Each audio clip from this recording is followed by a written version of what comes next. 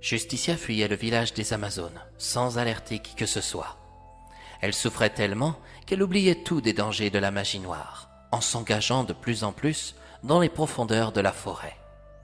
Hippocrite, la démoniaque, avait essayé de la suivre sous l'apparence de tendresse, mais sa magie n'était pas assez puissante dans la forêt de Camorra. Elle n'y était donc pas parvenue. La nuit allait bientôt tomber. La jeune fille, devenue une guerrière, arrêta sa course folle. Elle se posa contre le tronc d'un arbre pour verser ses dernières larmes. Quand soudain, elle vit arriver devant elle un Korrigan. De la taille d'un lutin, ses pieds ressemblaient à ceux d'un bouc. Ses cheveux étaient blancs et longs, mais pas suffisamment pour cacher ses grandes oreilles. Il portait un chapeau rouge pointu, ainsi qu'une jolie barbe de Père Noël. Il était difficile de lui donner un âge. Justicia se rappela que le temps n'existait pas à Britannia. Celui-ci n'avait pas l'apparence d'un être mauvais. Chez les Amazones, on lui apprit à se méfier. Les Korrigans n'étaient pas méchants, mais plutôt espiègles. Ils aimaient jouer de mauvais tours aux voyageurs errants. « Je n'ai aucune envie que tu te rajoutes à cette sale journée », acclama Justicia. « Comment » s'étonna le Korrigan, avec une voix bien nasillarde. « Je sais qui tu es. »« Vraiment ?»« Tu es un Korrigan.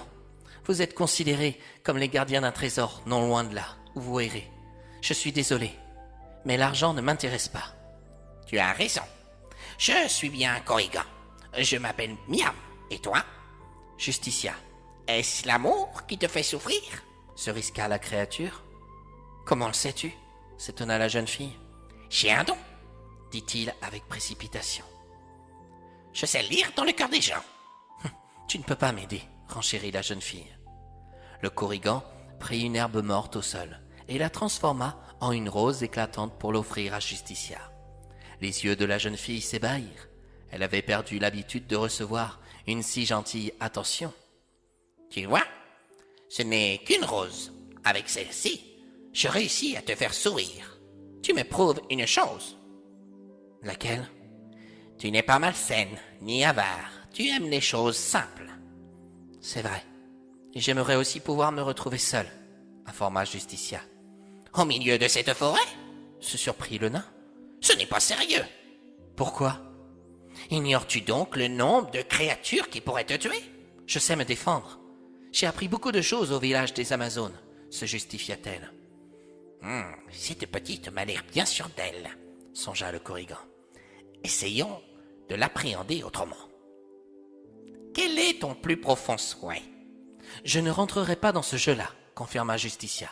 « Je n'ai rien contre toi, mais j'en sais assez sur ton peuple. » Ayant le pouvoir de lire dans ses pensées, le Korrigan préféra ne pas la sonder davantage. Elle était sincère, malheureuse et étrangement, pour elle, il ressentit un peu de compassion, un sentiment assez rare chez ces créatures. « Que sais-tu » finit-il par dire. « Que tu peux me changer en pierre si je ne suis pas respectueuse vis-à-vis de toi. » Vu que tu es malheureuse, le côté négatif prend sur toi. Mais sais-tu aussi que je peux être un ami très fidèle et qui peut accomplir de grands services dans ton intérêt. Je le sais, mais je ne peux pas accepter ton aide. Pourquoi ? Je représente la justice à Britannia, et je ne souhaite pas que la justice soit autant corrompue que dans mon monde. Tu n'es pas de Britannia ? S'angoissa la créature. Non, je viens de la Terre, révéla Justicia. Saint-Père de Britannia, c'est un monde totalement dépourvu de magie, de féerie, se révolta-t-il en enlevant son chapeau et en reculant d'un pas par précaution. Tu connais la Terre ? Bien sûr, autrefois nous y vivions tous. Dans mon peuple, on déclare que c'est une méchante reine qui a dépourvu la terre de sa magie pour y laisser engendrer de terribles malheurs, comme les guerres, les maladies. Tu n'as peut-être pas tort. Effectivement, mon monde porte plus d'importance au mal qu'au bien. Et pourtant, la magie n'est plus, s'enquit le Korrigan. Tu sais, il n'existe pas que la magie noire, il y a aussi de la bonne magie. Si je pouvais oublier ce que j'ai fait aujourd'hui, entama Justicia. Qu'as-tu vu ? Demanda le Korrigan, avec curiosité. Je ne sais pas si je dois te le dire. Je peux le savoir en sondant ton esprit, mais tu vois, je ne le ferai pas. Pourquoi ? Parce que tu me parais pure comme britannienne. Et c'est tellement rare dans nos contrées. Pourtant, je vois que tu perds un peu de ta lumière. Quelle lumière? En regardant ce petit être, Justicia continua de rester sur ses gardes. S'il avait voulu lui faire du mal, il aurait pu le faire de suite. Mentait-il en disant qu'il avait la capacité de rentrer dans son esprit? Si oui, d'où détenait-il cette faculté? Elle pourrait lui être d'une forte utilité si elle l'obtenait à son tour. Comptes-tu rester assise ici toute la nuit? Demanda le lutin en ignorant sa question. Non, je dois me rendre dans la vallée des fées.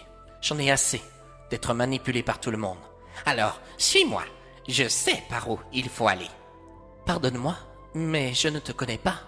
Tu peux très bien m'amener dans ton petit monde pour me faire revenir ici des siècles plus tard, sans que je m'en aperçoive. Tu connais bien nos légendes, observa la créature. Les livres que j'ai pu lire dans le village des Amazones m'ont beaucoup appris. Et d'ailleurs, je dois m'en aller. Je croyais que tu souhaitais te rendre dans la vallée des fées, non? Vois-tu ces feux follets? Où ça? Là-bas, sur notre droite. C'est la route que je dois suivre pour aller dans leur vallée. Les fées voient que j'ai besoin d'elles. Elles perçoivent certainement que mon heure est donc venue, par ma sincérité et ma pureté, comme tu as pu l'affirmer. J'aurais pu réaliser de jolies choses pour toi, tenta-t-il une dernière fois. Je le sais bien. Une autre fois, peut-être, conclut Justicia. Non, il n'y aura pas d'autre fois. Le Korrigan préféra baisser sa tête et disparaître soudainement sous les yeux de la jeune fille. Elle ne s'était pas laissée prendre par ses fourberies. Elle était même contente. Elle aurait bien aimé dire au revoir aux Amazones avant de rejoindre la vallée des fées. Mais elle avait l'impression d'avoir été trompée par Mélopée. Elle se rendit compte qu'elle perdait un peu de son pouvoir de pardonner, car elle n'arrivait pas à passer outre. Était-ce de cette lumière que parlait le Korrigan? Était-ce le fait d'avoir été formée comme une guerrière redoutable qui lui faisait oublier sa meilleure partie d'elle-même? En tout cas, elle demeura seule et réalisa qu'elle avait oublié d'amener Dingo. Il devait s'inquiéter plus que tout.